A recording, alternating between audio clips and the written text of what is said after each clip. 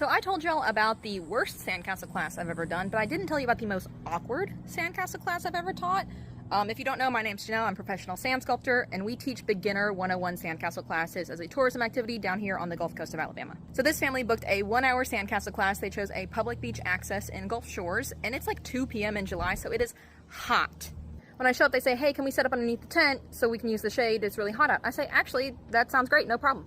So everything's going great. We are building the towers of our sandcastle, and I noticed that people are like walking down from this house over the dune and like looking at us, but then walking back. And that's pretty normal for a sandcastle class. It's a unique activity. We get a lot of attention while we're on the beach, so I notice it, but like I don't think anything of it.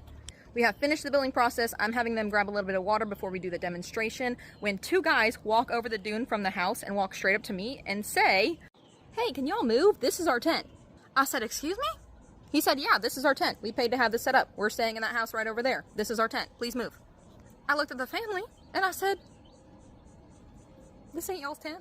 They said, no. We just thought it was here for anyone to use. I said, no, that's not how that works. And at this point, our castles are built. Like, solid columns of sand are all up underneath these people's tents. So in an attempt to save the class, I take our forms filled up with sand and I try to scooch them over so we don't have to completely rebuild. And it kind of works, but we're still really close to the tent.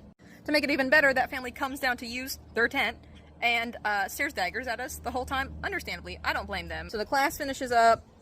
It's awkward. It's weird. It was kind of a dud after that, understandably. And the family dips out, and I go up to the family that's underneath the tent, and I say, hey, y'all, just a heads up, I had no idea that this was y'all's tent.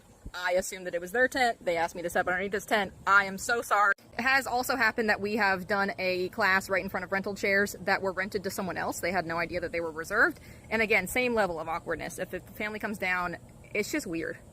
So we try to make sure that whatever they're using rental-wise is theirs, but a whole tent?